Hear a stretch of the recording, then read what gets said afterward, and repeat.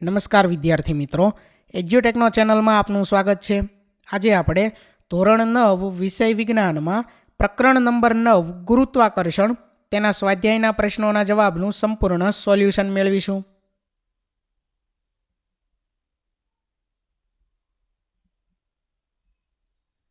તો ધોરણ 9 વિષય વિજ્ઞાનના પ્રકરણ નંબર 9ના સ્વાધ્યાયનો સૌથી પહેલો પ્રશ્ન છે કે જો બે પદાર્થો વચ્ચેનું અંતર અડધું કરવામાં આવે તો તેમની વચ્ચે લાગતું ગુરુત્વાકર્ષણ બળ કેટલું થશે.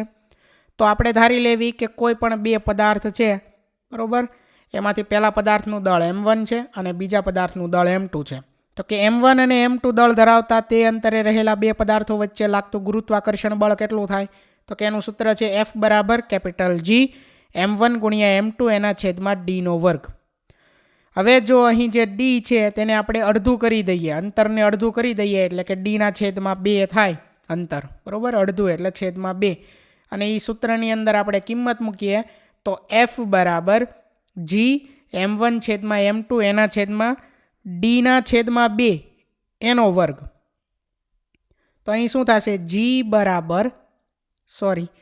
F બરાબર G ગુણ્યા F બરાબર G ગુણ્યા m1 ગુણ્યા m2 છેદમાં સૌથી પહેલાં dનો વર્ગ અને એના છેદમાં 2નો વર્ગ. 2નો વર્ગ કેટલો થાય, 4. અને આ d છે એ છેદમાં છે અને છેદનો છેદ જે છે તે ક્યાં વયો જાય, અંશમાં. એટલે કે અહીંયા 2નો વર્ગ કેટલો થાય, 4. અને એ 4 ક્યાં વયા જાય, અંશમાં, ગુણાકારમાં. એટલે સ્ટેપ આવે 4 ગુણ્યા G ગુણ્યા m1 ગુણ્યા m2. અને અહીંયા જે G છે તે સ્મોલ g નહીં આવે, બરાબર, અહીંયા કેપિટલ G આવશે. અહીંયા ભૂલ છે, અહીંયા આવશે કેપિટલ G.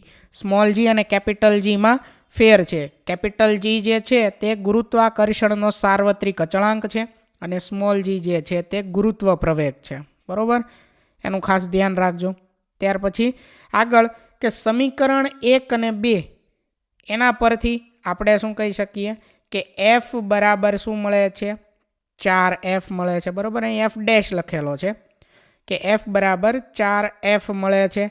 એટલે કે ગુરુત્વાકર્ષણ બળનું મૂલ્ય 4 ગણું થાય છે એવું આપણે કહી શકીએ, બરાબર. કે જો બે પદાર્થો વચ્ચેનું અંતર અડધું કરવામાં આવે તો ગુરુત્વાકર્ષણ બળ એનું મૂલ્ય કેટલું થાય, તો કે 4 ગણું થાય. આગળ ત્યાર પછી પ્રશ્ન નંબર 2 કે દરેક પદાર્થ પર લાગતું ગુરુત્વાકર્ષણ બળ તેમના દળના સમપ્રમાણમાં હોય છે, તો પછી એક ભારે પદાર્થ હલકા પદાર્થની સાપેક્ષમાં વધારે ઝડપથી નીચે કેમ પડતો નથી. તો એના જવાબમાં આપણે લખી શકીએ કે ન્યૂટનના ગુરુત્વાકર્ષણના સાર્વત્રિક નિયમ પરથી me દળવાળી પૃથ્વી, બરાબર, પૃથ્વીના દળને અહીંયા me વડે દર્શાવેલું છે, અને m દળવાળા પદાર્થ વચ્ચે લાગતું ગુરુત્વાકર્ષણ કેટલું હોય, અહીંયા બળ આવશે કે બળ F બરાબર G me ગુણ્યા m છેદમાં re નો વર્ગ. અગાઉ જે સૂત્ર હતું, બરાબર, m1 ગુણ્યા m2 શું હતું, F બરાબર કેપિટલ G અંશમાં m1 ગુણ્યા m2 એના છેદમાં d એનો વર્ગ. તો અહીં dની જગ્યાએ પૃથ્વીની ત્રિજ્યા re એનો વર્ગ છે, m1ની જગ્યાએ પૃથ્વીની ત્રિજ્યા છે, બરાબર, me, અને m2ની જગ્યાએ પદાર્થની ત્રિજ્યા છે પૃથ્વીનું દળ છે me અને m2ની જગ્યાએ પદાર્થનું દળ છે m. અને છેદમાં d જે છે અંતર, એની જગ્યાએ અહીં પૃથ્વીની ત્રિજ્યા આપેલી છે re. તો સૂત્ર એક જ છે, બસ અહીં જે કંઈ અલગ અલગ સંજ્ઞા જે છે તે ફરી ગઈ છે, બરાબર. અહીંયા આવશે બળ F બરાબર કેપિટલ G MEM એના છેદમાં RE નો વર્ગ, કે જ્યાં RE જે છે તે પૃથ્વીની ત્રિજ્યા છે.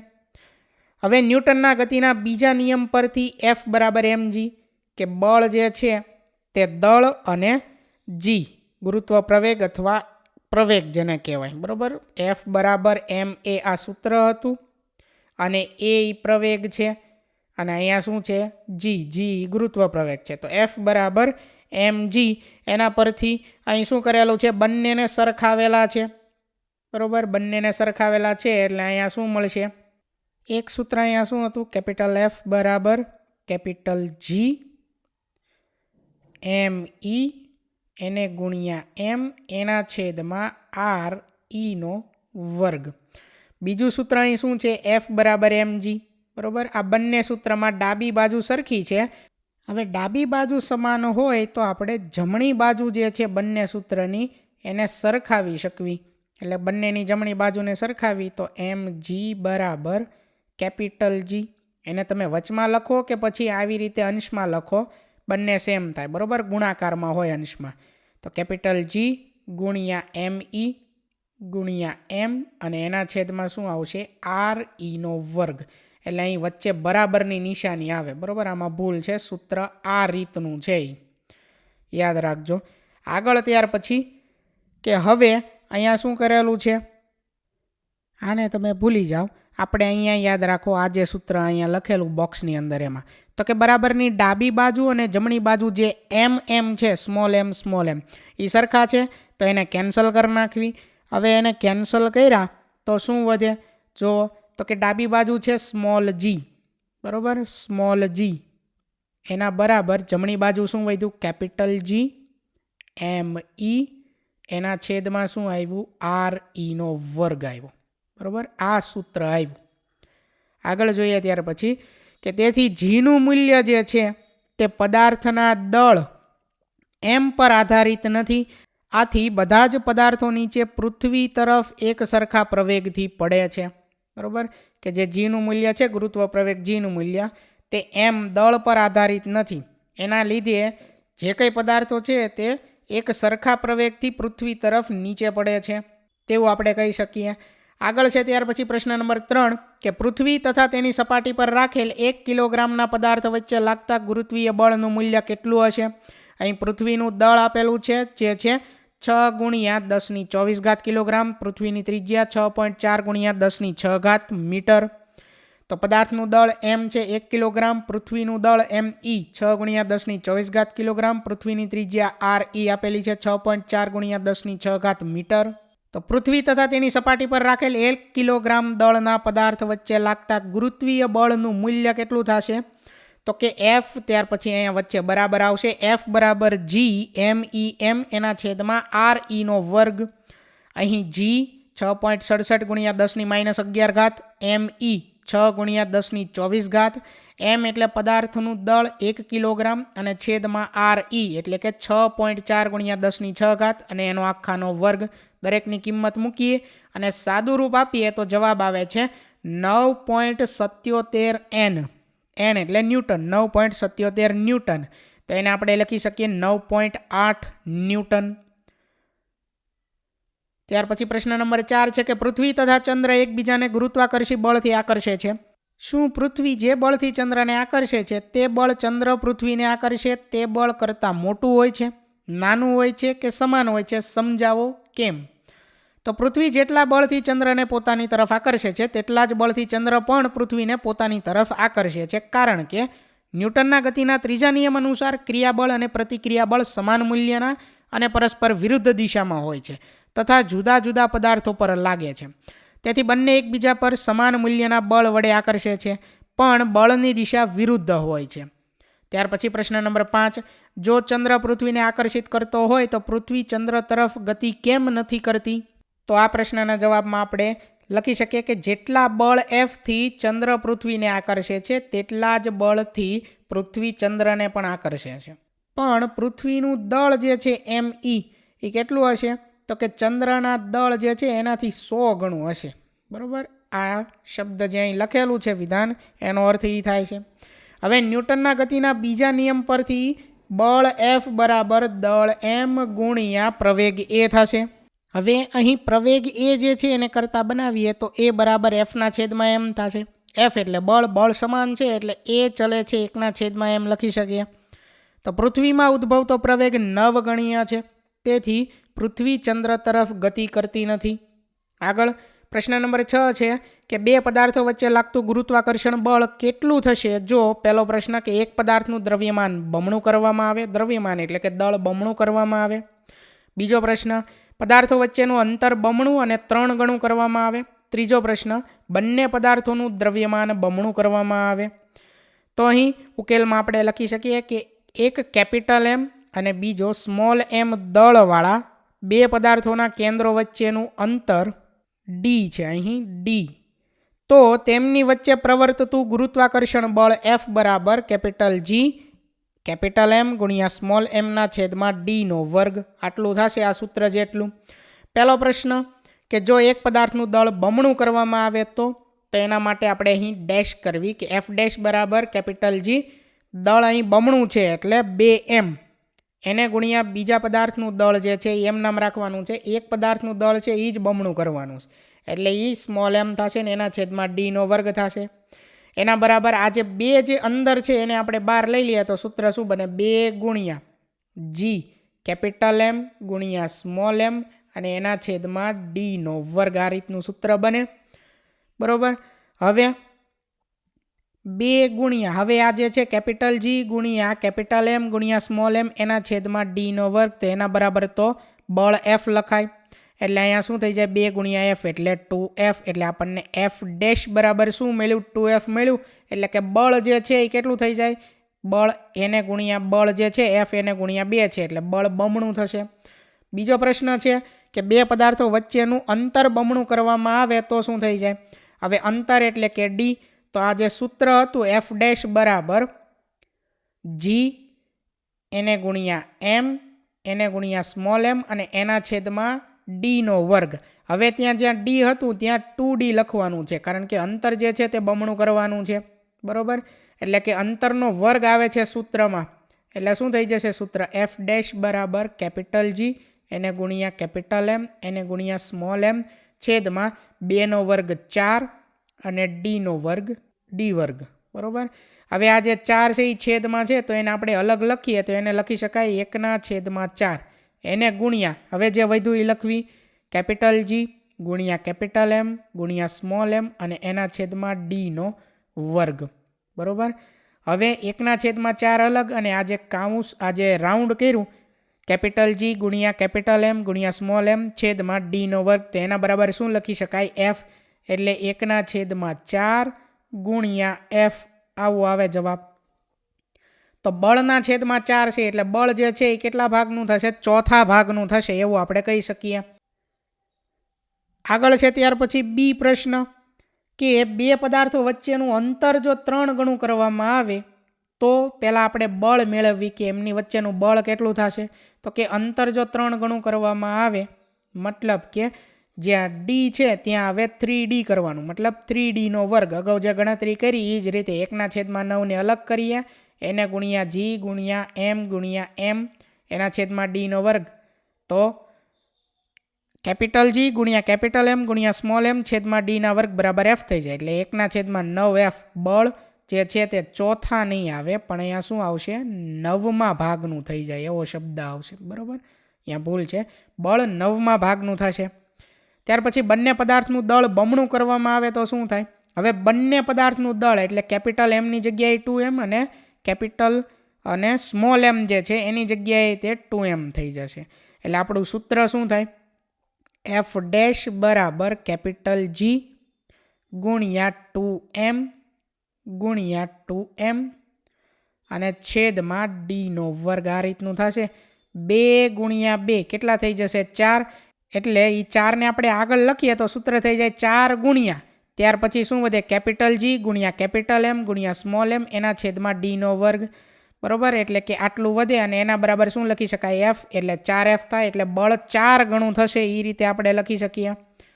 ત્યાર પછી આગળ છે પ્રશ્ન નંબર 7 કે ગુરુત્વાકર્ષણના સાર્વત્રિક નિયમનું શું મહત્વ છે? તો ગુરુત્વાકર્ષણનો સાર્વત્રિક નિયમ ઘણી બધી ઘટનાઓ સમજાવવામાં અગત્યનો ભાગ ભજવે છે. પહેલું છે આપણને પૃથ્વી સાથે જકડી રાખતું બળ, પૃથ્વીની ફરતે થતું ચંદ્રનું કે બીજા કૃત્રિમ ઉપગ્રહનું પરિક્રમણ, સૂર્યની ફરતે થતું ગ્રહોનું પરિક્રમણ, ચંદ્ર તથા સૂર્યને કારણે દરિયામાં આવતી ભરતી અને ઓટ, પૃથ્વીના વાતાવરણનું પૃથ્વી સાથે જકડાયેલું રહેવું તથા પૃથ્વી પર વરસાદ અને હિમવર્ષા થવી. આગળ છે પ્રશ્ન નંબર 8 કે મુક્ત પતનનો પ્રવેગ કેટલો છે? તો પદાર્થ પર લાગતા પૃથ્વીના ગુરુત્વાકર્ષણ બળને લીધે પદાર્થ પૃથ્વી પર પડે છે. આ બળને લીધે પદાર્થમાં અચળ પ્રવેગ ઉદ્ભવે છે. આમ જ્યારે પદાર્થ મુક્ત રીતે પૃથ્વી પર પડતો હોય ત્યારે તેમાં ઉદ્ભવતો પ્રવેગ એટલે મુક્ત પતનનો પ્રવેગ જે ગુરુત્વ પ્રવેગ G જેટલો હોય છે. બરાબર. આગળ છે પ્રશ્ન નંબર 9 કે પૃથ્વી તથા કોઈ પદાર્થ વચ્ચે લાગતા ગુરુત્વાકર્ષણ બળને આપણે શું કહીશું? તો પૃથ્વી તથા કોઈ પદાર્થ વચ્ચે લાગતા ગુરુત્વાકર્ષણ બળને પદાર્થનું વજન એટલે કે W કહીશું. બરોબર. આગળ પ્રશ્ન નંબર 10 અમિત પોતાના એક મિત્રના કહેવાથી ધ્રુવો પર કેટલાક ગ્રામ સોનું ખરીદે છે. તે સોનું વિષુવવૃત્ત પર પોતાના મિત્રને આપી દે છે. શું તેનો મિત્ર ખરીદાયેલા સોનાના વજનથી સંતુષ્ટ હશે? જો ના તો કેમ? તો જે અમિત છે તે ધ્રુવો પરથી સોનું ખરીદે છે અને વિષુવવૃત્ત પર એ આપી દે છે પોતાના મિત્રને. બરાબર. તો એ વજન છે સોનાનું એનાથી એનો મિત્ર અમિતનો મિત્ર સંતુષ્ટ થશે? હા કે ના? અને જો ના તો કેમ? અહીં સૂચન છે કે ધ્રુવો પર જી એટલે કે ગુરુત્વ પ્રવેગનું મૂલ્ય વિષુવવૃત્ત પરના મૂલ્ય કરતાં વધુ હોય છે. આ યાદ રાખવાનું છે. તો જવાબમાં આપણે લખી શકીએ કે અમિતનો મિત્ર ખરીદાયેલા સોનાના વજનથી સંતુષ્ટ થશે નહીં. કારણ કે પૃથ્વીની સપાટી પર કોઈ પણ સ્થળે ગુરુત્વ પ્રવેગ જી ચલે છે 1/RE². એટલે કે જી ચલે છે 1/ પૃથ્વીની ત્રિજ્યા જે છે તેનો વર્ગ. RE એટલે પૃથ્વીની ત્રિજ્યા. ધ્રુવ પ્રદેશ આગળ પૃથ્વીની ત્રિજ્યા વિષુવવૃત્ત પાસેની ત્રિજ્યા કરતાં લગભગ 21 કિલોમીટર જેટલી ઓછી છે. તેથી ગુરુત્વ પ્રવેગ જીનું મૂલ્ય ધ્રુવ પ્રદેશો પાસે વિષુવવૃત્ત કરતાં વધુ છે. ધ્રુવ પર સોનાનું વજન વિષુવવૃત્ત પરના સોનાના વજન ના કરતાં વધુ હશે. એટલે કે ધ્રુવ પર જે સોનાનું વજન હશે એ વિષુવવૃત્ત પર સોનાના વજન કરતાં વધુ હશે. બરાબર. વિષુવવૃત્ત પર ઓછું હશે અને ધ્રુવ પર સોનાનું વજન વધુ હશે. આગળ પ્રશ્ન નંબર 11 કે એક કાગળની શીટ તેના જેવી જ શીટને વાળીને બનાવેલ દડાની સાપેક્ષમાં ધીમેથી નીચે પડે છે. કેમ? તો કાગળની શીટનું ક્ષેત્રફળ તેવી જ શીટ વડે બનાવેલ દડાના ક્ષેત્રફળ કરતાં વધુ છે. તેથી અધો દિશામાંની ગતિ દરમિયાન કાગળની શીટ પર દડાની સાપેક્ષે હવાનું ઘર્ષણ બળ વધુ લાગશે. તેથી દડાની સાપેક્ષે કાગળની શીટ ધીમેથી નીચે પડે છે. આગળ જોઈએ પ્રશ્ન નંબર 12 કે ચંદ્રની સપાટી પર ગુરુત્વાકર્ષણ બળ પૃથ્વીની સપાટી પરના ગુરુત્વીય બળની સાપેક્ષમાં 1/6 ગણું એટલે કે છઠ્ઠા ભાગનું છે. એક 10 કિલોગ્રામના પદાર્થનું ચંદ્ર પર તથા પૃથ્વી પર ન્યૂટનમાં વજન કેટલું થશે? તો અહીં પદાર્થનું દળ જે છે તે કેટલું છે? 10 કિલોગ્રામ. પદાર્થનું પૃથ્વીની સપાટી પર વજન W = mg. m એટલે અહીં આપેલું છે 10 કિલોગ્રામ અને g એનું મૂલ્ય શું થાય? 9.8 મીટર પ્રતિ સેકન્ડ વર્ગ થાય. બરાબર. જે ગુરુત્વ પ્રવેગ જી છે તેનું મૂલ્ય 9.8 મીટર પ્રતિ સેકન્ડ વર્ગ જેટલું થાય. અહીં બંનેની કિંમત મૂકીએ તો જવાબ શું આવે છે? 98 ન્યૂટન. ત્યાર પછી ચંદ્ર પર પદાર્થનું વજન કેટલું થાય? તો કે જે પૃથ્વી પર વજન મળ્યું 98 એના છઠ્ઠા ભાગનું એટલે કે 98/6 જેટલું જે મળે 16.33 ન્યૂટન જેટલું. આગળ જોઈએ ત્યાર પછી પ્રશ્ન નંબર 13 એક દડાને ઉર્ધ્વ દિશામાં 49 મીટર પ્રતિ સેકન્ડના વેગથી ફેંકવામાં આવે છે તો પહેલો પ્રશ્ન દડાએ પ્રાપ્ત કરેલ મહત્તમ ઊંચાઈ એટલે કે h શોધો. બીજો પ્રશ્ન પૃથ્વીની સપાટી પર પાછા ફરવા માટે લાગતો કુલ સમય t એ આપણે મેળવવાનું છે. તો કાર્ટેશિયન સંજ્ઞા પ્રણાલી મુજબ ઉર્ધ્વ દિશામાંના વેગને ધન અને પૃથ્વીનો ગુરુત્વ પ્રવેગ કે જે અધો દિશામાં લાગે છે તેને ઋણ લેવાનું છે. ઉર્ધ્વ એટલે ઉપરની દિશામાંના વેગને આપણે ધન લઈશું અને નીચેની દિશામાંના વેગને ઋણ લેવાનું છે. આગળ કે u = 49 મીટર પ્રતિ સેકન્ડ વર્ગ અને પ્રવેગ અથવા ગુરુત્વ પ્રવેગ અહીં ઋણ લેવાનો છે એટલે -9.8 મીટર પ્રતિ સેકન્ડ વર્ગ થશે. પહેલો પ્રશ્ન છે કે મહત્તમ ઊંચાઈ દડાનો અંતિમ વેગ કેટલો હશે? તો કે 0 હશે. બરાબર. મહત્તમ ઊંચાઈ વેગ શું થઈ જાય? 0 થઈ જશે. સૂત્ર છે v² - u² = 2as. હવે અહીંયા જે s છે એ શું થશે? મહત્તમ ઊંચાઈ એટલે s બરાબર આપણે h લખવાનું છે અને અહીં v એટલે કે અંતિમ વેગ શું થઈ જશે? 0 થઈ જશે. તો સૂત્ર છે v² - u² = 2a અને s ની જગ્યાએ h આવશે. બરાબર. હવે આ h ને આપણે કરતા બનાવી તો સૂત્ર શું થઈ જાય? v² - u² એના છેદમાં 2 × a 2a એટલે ગુણાકાર છે ત્યાં. બરાબર. હવે અહીં v² u² અને a જે છે તે કિંમત મૂકેલી છે. ટૂંકમાં v અને u ની કિંમત છે. v તો 0 થઈ ગયું એટલે અહીંયા શું વધશે? h બરાબર -u² છેદમાં 2 × a. હવે અહીંયા a ની કિંમત કેટલી છે? -9.8 છે. બરાબર. આપણે આની કિંમત મૂકવાની છે જે હું અહીંયા ઉપર જગ્યા કરી નાખું અને ત્યાં આપણે કિંમત મૂકીએ આ સૂત્ર જે નીચે લખેલું છે તેમાં. તો h બરાબર શું થશે? માઇનસ ત્યાર પછી યુનો વર્ગ, યુ એટલે છે 49, 49 ગુણ્યા 49 અને છેદમાં 2 ગુણ્યા એ એટલે કેટલા છે? -9.8 છે. બરાબર. હવે માઇનસને હું અહીંયા આગળ લખી નાખું અને પાછળ અહીંયા લખું 9.8 ગુણાકાર છે એટલે આગળ લખી શકાય. અંશનો માઇનસ અને છેદનો માઇનસ કેન્સલ થાય તો શું વધે?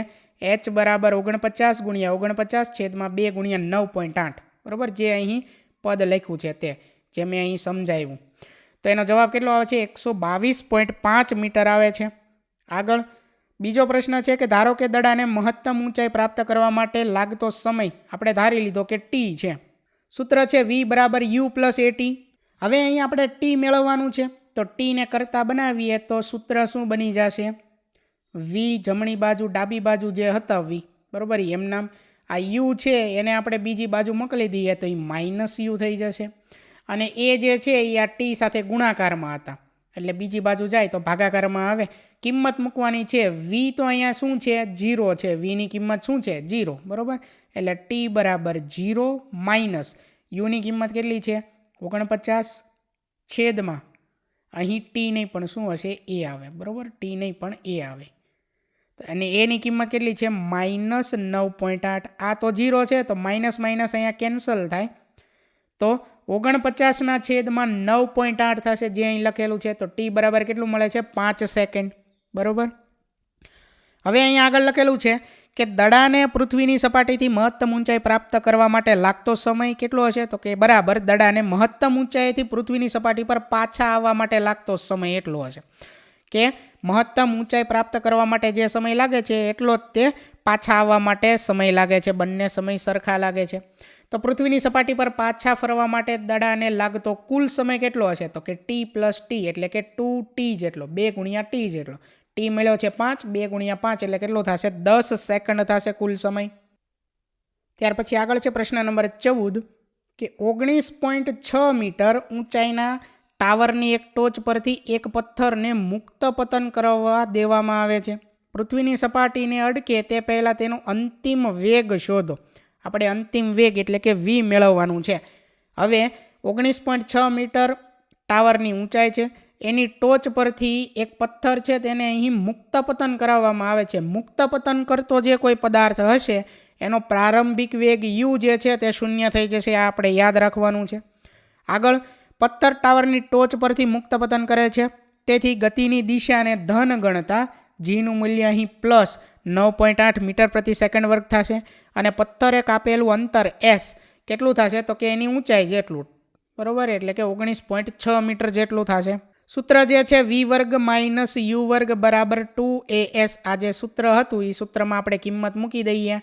v જે છે તે મેળવવાનો છે એટલે v વર્ગ એમ નામ રહેશે. એના બરાબર u છે 0 એટલે 0નો વર્ગ 0 થઈ જાય તો v વર્ગ માઇનસ 0 બરાબર ત્યાર પછી 2 ગુણ્યા 9.8 ગુણ્યા 19.6 થશે. v વર્ગ બરાબર 19.6 ગુણ્યા 19.6 તો v શું થઈ જાય? તો કે 19.6 મીટર પ્રતિ સેકન્ડ થશે. બરાબર. બંને બાજુ અહીં વર્ગમૂળ લઈ લઈએ તો v બરાબર 19.6 મીટર પ્રતિ સેકન્ડ વર્ગ થાય. અને આ પ્લસ જ શું કામ આવશે? બરાબર. v બરાબર પ્લસ માઇનસ 19.6 હોય એનો મતલબ શું થયો? તો કે v બરાબર પ્લસ 19.6 મીટર પ્રતિ સેકન્ડ જે અહીં લખેલું છે. અને બીજું v બરાબર બીજી કિંમત થાય માઇનસ 19.6 મીટર પ્રતિ સેકન્ડ વર્ગ થાય. હવે પથ્થરની ગતિની દિશા કેવી અહીં લીધી છે? ધન લીધી છે. એટલે અંતિમ વેગ જે છે એ કેવો થશે? પ્લસ 19.6 મીટર પ્રતિ સેકન્ડ વર્ગ થાય. આ માઇનસ નહીં થાય. બરાબર. જે આપણે યાદ રાખવાનું છે. આગળ જોઈએ ત્યાર પછી પ્રશ્ન નંબર 15 છે કે એક પથ્થરને ઉર્ધ્વ દિશામાં 40 મીટર પ્રતિ સેકન્ડના પ્રારંભિક વેગથી ફેંકવામાં આવે છે. અહીં ગુરુત્વ પ્રવેગ g બરાબર 10 મીટર પ્રતિ સેકન્ડ વર્ગ લઈને પથ્થર દ્વારા પ્રાપ્ત કરેલ મહત્તમ ઊંચાઈ શોધો. પથ્થર દ્વારા થયેલ કુલ સ્થાનાંતર તથા તેણે કાપેલ કુલ અંતર કેટલું છે તે મેળવવાનું છે. હવે અહીં જે ગતિની દિશા છે તેને આપણે ધન લેવી તો u બરાબર 40 મીટર પ્રતિ સેકન્ડ, g અહીં માઇનસ થશે એટલે જીનું મૂલ્ય -10 લેવાનું છે મીટર પ્રતિ સેકન્ડ વર્ગ. હવે મહત્તમ ઊંચાઈએ વી એટલે કે અંતિમ વેગ શું હોય તો કે 0 હોય. વી વર્ગ માઇનસ યુ વર્ગ બરાબર 2as આ સૂત્રનો આપણે ઉપયોગ કરીએ. અહીં એસ બરાબર શું થઈ જાય એચ, અને એચને આપણે અગાઉ મેં સમજાવ્યું તે પ્રમાણે કરતા બનાવીએ તો એચ બરાબર જવાબ શું આવે છે 80 મીટર. પથ્થરનું પ્રારંભિક સ્થાન અને ગતિ કર્યા બાદનું અંતિમ સ્થાન એક જ છે એટલે સ્થાનાંતર થઈ જાય 0. તો પદાર્થે કાપેલું કુલ અંતર કેટલું થાય તો કે 80 + 80 160 મીટર એ પદાર્થે કાપેલું કુલ અંતર થાય. આગળ છે પ્રશ્ન નંબર 16. પૃથ્વી તથા સૂર્ય વચ્ચે લાગતા ગુરુત્વાકર્ષણ બળની ગણતરી કરો. પૃથ્વીનું દળ આપેલું છે, સૂર્યનું દળ આપેલું છે અને બંને વચ્ચેનું સરેરાશ અંતર આપેલું છે. તો અહીં જે કંઈ કિંમત આપેલી છે એ કિંમત આપણે લખવાની છે અને ગુરુત્વાકર્ષણ બળ F બરાબર કેપિટલ G ME × MS અને એના છેદમાં D નો વર્ગ. આ સૂત્રમાં આપણે કિંમત મૂકીએ તો જવાબ શું મળે છે અંદાજિત 3.56 ગુણ્યા અહીં 1022 નથી પણ 3.56 ગુણ્યા 10⁻22 ન્યૂટન છે. આ રીતના જવાબ છે, બરાબર. આ જવાબ નથી, યાદ રાખજો. આગળ છે ત્યાર પછી પ્રશ્ન નંબર 17 કે કોઈ પથ્થરને 100 મીટર ઊંચા ટાવરની ટોચ પરથી પડતો મૂકવામાં આવે છે. તે જ સમયે બીજા પથ્થરને જમીન પરથી 25 મીટર પ્રતિ સેકન્ડના વેગથી ઉર્ધ્વ દિશામાં ફેંકવામાં આવે છે. તો બંને પથ્થર ક્યારે અને ક્યાં એકબીજાને મળશે? તો કંઈક આકૃતિ જે છે તે સમજવા માટે અહીં છે, બરાબર. કે એક પથ્થર જે છે તેને નીચે તરફ ફેંકવામાં આવે છે અને બીજા પથ્થરને ઉપર તરફ ફેંકવામાં આવે છે. બંને પથ્થર ક્યારે અને ક્યાં એકબીજાને મળશે તે આપણે મેળવવાનું છે. તો અહીં ધારો કે બંને પથ્થર ગતિની શરૂઆત કર્યા બાદ ટી સમયે એકબીજાને મળે છે. તે વખતે પથ્થર 1 અધો દિશામાં D1 જેટલું અને પથ્થર 2 ઉર્ધ્વ દિશામાં D2 જેટલું અંતર કાપે છે. એટલે કે પથ્થર 1 જે છે પહેલો પથ્થર તે નીચેની તરફ D1 જેટલું અંતર કાપે છે અને બીજો પથ્થર જે છે તે ઉપરની તરફ D2 જેટલું અહીં અંતર કાપે છે. હવે અધો દિશામાં ગતિ કરતા પથ્થર 1 માટે ગતિની દિશા અહીં ધન લેવાની છે. એટલે કે U1 બરાબર 0 થશે કે જે નીચે તરફ આવે છે, બરાબર. એને જ્યારે મુક્ત પતન કરાવવામાં આવે એટલે U1 બરાબર 0 થાય. આગળ છે હવે A1 બરાબર અહીં G1 જે છે મતલબ ગુરુત્વ પ્રવેગનું મૂલ્ય ધન લેવાનું છે 9.8 મીટર પ્રતિ સેકન્ડ વર્ગ. ત્યાર પછી D1 બરાબર U1t + 1/2 A1t², બરાબર, UT + 1/2 AT². આ જે સૂત્ર છે એનો ઉપયોગ અહીં કરવાનો છે, બરાબર. S બરાબર UT + 1/2 AT² આ સૂત્રનો ઉપયોગ કરવાનો છે. અહીં U1 અને એની જગ્યાએ A1 લખેલું છે, બરાબર. સૂત્ર એ જ છે. કિંમત મૂકેલી છે, જવાબ છે 4.9 T નો વર્ગ. ત્યાર પછી ઉર્ધ્વ દિશામાં ગતિ કરતા પથ્થર બીજો જે છે તેના માટે ગતિની દિશાને પણ ધન લેતા U2 બરાબર 25 મીટર પ્રતિ સેકન્ડ થશે. આ જ સૂત્ર છે. આની અંદર G હવે શું લેવાનો છે -9.8 લેવાનો છે અને જે સૂત્ર આ છે એમાં U2 અને અહીંયા A2 આવશે, બરાબર. D2 બરાબર U2 T + 1/2 A2 T નો વર્ગ. એ જે સૂત્ર છે એનો ઉપયોગ કરી અને એમાં કિંમત મૂકવાની છે ટૂંકમાં, બરાબર. અને કિંમત મૂકીએ તો જવાબ આવે છે 25T - 4.9 T નો વર્ગ. જ્યારે બંને પથ્થર એકબીજાને મળશે ત્યારે શું થશે તો કે બંનેના સરવાળા જેટલું અંતર એમણે કાપેલું હોય એટલે કે D1 + D2 બરાબર D. બંનેનો સરવાળો કરીએ તો અહીં T બરાબર શું મળે છે 4 સેકન્ડ મળે છે. આમ બંને પથ્થરોએ ગતિની શરૂઆત કર્યા બાદ 4 સેકન્ડને અંતે એકબીજાને મળશે. અહીંયા વધારાનું છે. જ્યારે બંને પથ્થર એકબીજાને મળશે ત્યારે પહેલા પથ્થર જે છે પથ્થર 1 વડે કાપેલું અંતર કેટલું થશે તો કે D1 બરાબર U1t + 1/2 A2t². એમાં ટીની કિંમત મૂકીએ તો જવાબ શું આવે છે 78.4 મીટર. ત્યાર પછી એવી જ રીતે બીજા પથ્થર વડે કાપેલું અંતર કેટલું મળે છે 21.6 મીટર. આની અંદર યાદ રાખજો અહીં 9.8 જે મૂકવાના છે A2ની જગ્યાએ -9.8 થશે, બરાબર. અને અહીંયા A2 નહીં પણ A1 આવશે, ત્યાં ભૂલ છે, બરાબર. સૂત્ર એ શું થશે D1 બરાબર U1t + 1/2 A1t². એટલે આ જે A1 છે એની જગ્યાએ શું આવશે +9.8 આવશે, બરાબર. અને આ બીજા સૂત્રની અંદર -9.8 આવશે A2ની જગ્યાએ. આમ બંને પથ્થર એકબીજાને મળશે ત્યારે પથ્થર એક ટાવરની ટોચ પરથી અધો દિશામાં 78.4 મીટર અંતર અને બીજો પથ્થર જમીનથી ઉર્ધ્વ દિશામાં 21.6 મીટર અંતર કાપેલ હશે. ત્યાર પછી આગળ પ્રશ્ન નંબર 18. ઉર્ધ્વ દિશામાં ફેંકવામાં આવેલ એક દડો 6 સેકન્ડ બાદ ફેંકવાવાળાના હાથમાં પાછો આવે છે. તો પહેલો પ્રશ્ન, તેને કેટલા વેગથી ફેંકવામાં આવેલ છે? બીજો પ્રશ્ન, દડાએ પ્રાપ્ત કરેલ મહત્તમ ઊંચાઈ કેટલી? ત્રીજો પ્રશ્ન, 4 સેકન્ડ બાદ દડાનું સ્થાન શોધો. તો અહીં દડા જે છે એને શિરોલંબ દિશામાં ઉર્ધ્વ દિશામાં ફેંકવામાં આવેલ છે અને 6 સેકન્ડ બાદ તે ફેંકનારના હાથમાં આવે છે. તેથી દડાના ઉર્ધ્વગમન માટેનો સમય અને દડાના અધોગમન માટેનો સમય કેટલો હશે? બરાબર હશે. એટલે કે 6/2 જેટલો, 6 અડધો ભાગ. 3 સેકન્ડ દડો ઉપર તરફ જશે અને 3 સેકન્ડ ત્યાર પછી દડો નીચે તરફ આવશે. બરાબર. આગળ પહેલો પ્રશ્ન જે હતો તેના જવાબમાં આપણે લખી શકીએ કે દડાની ઉર્ધ્વ ગતિ માટે ગતિની દિશાને આપણે પહેલાં તો ધન ગણવાની છે. v = 0, t = 3 સેકન્ડ અને અહીં પ્રવેગને માઇનસ લેવાનો છે, ગુરુત્વ પ્રવેગને, એટલે -9.8 મીટર પ્રતિ સેકન્ડ વર્ગ. v = u + at. આ સૂત્રની અંદર v, a અને t ની કિંમત મૂકવાની છે એટલે u બરાબર જવાબ આવે 29.4 મીટર પ્રતિ સેકન્ડ અને એ પ્લસ આવે. ત્યાર પછી b, s = ut + 1/2 at².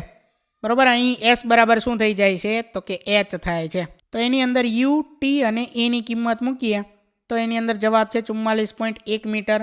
ત્રીજો, દડાને ઉર્ધ્વ દિશામાં ફેંક્યા બાદ 4 સેકન્ડને અંતે દડાનું સ્થાન કેટલું હશે? તો s = ut + 1/2 at². આમાં આપણે કિંમત મૂકી દઈએ તો જવાબ શું આવે છે? 39.2 મીટર. તો દડો જમીનથી 39.2 મીટર ઊંચાઈ હશે. એટલે કે અહીં આપણને શું કીધું છે? 4 સેકન્ડ. જો અહીં લખેલું છે કે અથવા મહત્તમ ઊંચાઈવાળા સ્થાનેથી નીચેની તરફ 4.9 મીટર અંતરે દડો હશે. અહીં સમજો કે પહેલી 3 સેકન્ડ, પહેલી સેકન્ડ, બીજી સેકન્ડ અને ત્રીજી સેકન્ડ દડો જે છે તે ઉપરની તરફ જાય છે. ત્યાર પછી અહીંયા કીધું છે ચોથી સેકન્ડ. ચોથી સેકન્ડે દડો કઈ બાજુ આવતો હશે? તો કે નીચે તરફ આવતો હશે. ચોથી સેકન્ડ, પાંચમી સેકન્ડ અને છઠ્ઠી સેકન્ડ. આ 3 સેકન્ડ દડો નીચે તરફ ગતિ કરતો હશે. એટલે કે ચોથી સેકન્ડ જે છે ત્યારે દડો મહત્તમ ઊંચાઈ જે છે, મહત્તમ ઊંચાઈ એના સ્થાનથી નીચે તરફ હશે. અને કેટલો હશે? તો કે 4.9 મીટર જેટલો નીચે તરફ હશે. બરાબર. આગળ જોઈએ ત્યાર પછી પ્રશ્ન નંબર 19. કોઈ પ્રવાહીમાં ડૂબાડેલ પદાર્થ પર ઉત્પ્લાવક બળ કઈ દિશામાં કાર્ય કરે છે? તો પ્રવાહીમાં ડૂબાડેલ પદાર્થ પર લાગતું ઉત્પ્લાવક બળ શિરોલંબ ઉર્ધ્વ દિશામાં હોય છે. એટલે કે પદાર્થના વજનની વિરુદ્ધ દિશામાં હોય છે. આગળ પ્રશ્ન નંબર 20. પાણીમાં ડૂબાડેલ પ્લાસ્ટિકના બ્લોકને છોડી દેતા તે પાણીની સપાટી પર કેમ આવી જાય છે? તો પ્લાસ્ટિકની ઘનતા પાણીની ઘનતા કરતાં ઓછી છે, તેથી પાણી વડે પ્લાસ્ટિકના બ્લોક પર લાગતું ઉત્પ્લાવક બળ પ્લાસ્ટિકના વજન કરતાં વધુ છે. પરિણામે પ્લાસ્ટિકના બ્લોકને પાણીની અંદરથી છોડી દેતા તે પાણીની સપાટી પર આવી જાય છે. આગળ પ્રશ્ન નંબર 21 છે કે 50 ગ્રામ દળ ધરાવતા કોઈ પદાર્થનું કદ 20 સેન્ટીમીટર ઘન છે. જો પાણીની ઘનતા 1 ગ્રામ પ્રતિ સેન્ટીમીટર ઘન હોય તો પદાર્થ તરશે કે ડૂબશે? તો અહીં પદાર્થનું દળ, ત્યાર પછી એ પદાર્થનું કદ, એ બંને આપેલું છે. ઘનતા જે છે તે પદાર્થની મેળવવાની છે. ઘનતાનું સૂત્ર છે દળના છેદમાં કદ. અહીં પદાર્થની ઘનતા મેળવવાની છે તો એનું દળ 50 ગ્રામ, એના છેદમાં એનું કદ 20 સેન્ટીમીટર ઘન એટલું આપેલું છે. તો અહીં જવાબ શું આવે છે? 0 જો કેન્સલ કરીએ તો 5/2 એટલે કે 2.5 ગ્રામ પ્રતિ અહીં આવશે સેન્ટીમીટરનો ઘન. બરાબર. આગળ પાણીની ઘનતા અહીં કેટલી છે? તો કે 1 ગ્રામ પ્રતિ સેન્ટીમીટર ઘન છે. તો અહીં પદાર્થની ઘનતા પાણીની ઘનતા કરતાં કેવી છે? વધુ છે. તેથી પદાર્થ પાણીમાં ડૂબશે. આગળ પ્રશ્ન નંબર 22. 500 ગ્રામના સીલબંધ પેકેટનું કદ 350 સેન્ટીમીટર ઘન છે. પેકેટ 1 ગ્રામ પ્રતિ સેન્ટીમીટર ઘન ઘનતા ધરાવતા પાણીમાં ડૂબશે કે તરશે? આ પેકેટ દ્વારા વિસ્થાપિત પાણીનું દળ કેટલું હશે? તો જવાબમાં આપણે લખી શકીએ સૌથી પહેલાં જે કોઈ પેકેટ છે એનું દળ, ત્યાર પછી એનું કદ. ઘનતા મેળવવાની છે એ પદાર્થની, તો દળના છેદમાં કદ. દળ છે 500, છેદમાં કદ છે 350. તો અહીં જવાબ શું આવે છે? 1.428 ગ્રામ પ્રતિ સેન્ટીમીટર ઘન. અને પાણીની ઘનતા કેટલી છે? 1 ગ્રામ પ્રતિ સેન્ટીમીટર ઘન. પેકેટની ઘનતા પાણીની ઘનતા કરતાં વધુ હોવાથી પેકેટ પાણીમાં ડૂબી જશે. પેકેટ પાણીમાં સંપૂર્ણ ડૂબે છે, તેથી પેકેટ દ્વારા વિસ્થાપિત પાણીનું દળ કેટલું હશે? તો કે પેકેટનું કદ ગુણ્યા પાણીની ઘનતા એટલું હશે. પેકેટનું કદ આપણને કેટલું અહીં આપેલું છે? 350 સેન્ટીમીટર ઘન. એને ગુણ્યા પાણીની ઘનતા કેટલી છે? તો કે 1 ગ્રામ પ્રતિ સેન્ટીમીટર ઘન. અહીં 350 સેન્ટીમીટરનો ઘન અને એને ગુણ્યા શું આપેલું છે? 1 ગ્રામ પ્રતિ સેન્ટીમીટર ઘન. 1 ગ્રામ. હવે પ્રતિ મતલબ કે છેદમાં શું આપેલું છે? સેન્ટીમીટરનો ઘન. અંશ અને છેદમાં સેન્ટીમીટરનો ઘન કેન્સલ કરીએ તો 350 ગુણ્યા 1 ગ્રામ એટલે કે 350 ગ્રામ એ જવાબ આવશે. બરાબર કે પેકેટ પાણીમાં સંપૂર્ણ ડૂબે છે એટલે પેકેટ દ્વારા વિસ્થાપિત પાણીનું દળ 350 ગ્રામ હશે. તો વિદ્યાર્થી મિત્રો, અહીં ધોરણ 9 વિષય વિજ્ઞાનમાં પ્રકરણ નંબર 9ના સ્વાધ્યાયનું સોલ્યુશન પૂર્ણ થાય છે. થેન્ક યુ દોસ્તો. એજ્યુકટેકનો ચેનલ તરફથી વિડીયો નિહાળવા બદલ આપનો આભાર. આવા બીજા વિડીયોઝ નિહાળવા માટે અમારી યુટ્યુબ ચેનલ એજ્યુકટેકનો અત્યારે જ સબસ્ક્રાઇબ કરો. આભાર દોસ્તો.